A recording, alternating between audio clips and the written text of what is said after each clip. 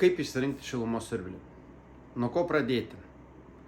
Į ką reikia atkreipti dėmesį, renkantis įrenginį?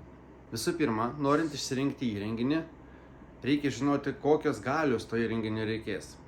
Kas tai nustato, kas tai apsprendžia, kokio galingumo įrenginį jums reikia. Kadangi šitoj srityje jau esu 9 metai, tai per tą laikotarpį mes turėjome ir šaltų žiemų, ir šalčio pakankamai, ir įgyta patirtis rodo, kaip teisingai yra parenkama įranga. Ir ką reiktų atkreipti didžiausią dėmesį renkantis įrangą.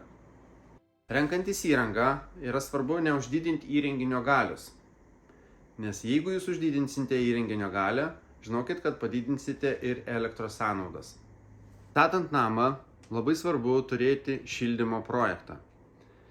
Kai jūs turite šildymo projektą, jūs žinot, koks yra namo šiluminis nuostolis, kiek yra aplamai praranda namas šilumos ir tik tai tada pagal turimus šitos duomenys galima parenginėti įrangą, kuri tiks jūsų konkrečiam namui.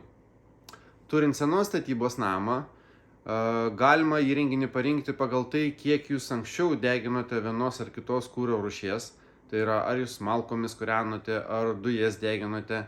Ir žinot konkrečius skaičius, galima suskaičiuoti, koks namo šiluminis poreikis ir tiksliai parinkti, koks įrenginys jums yra tinkamas.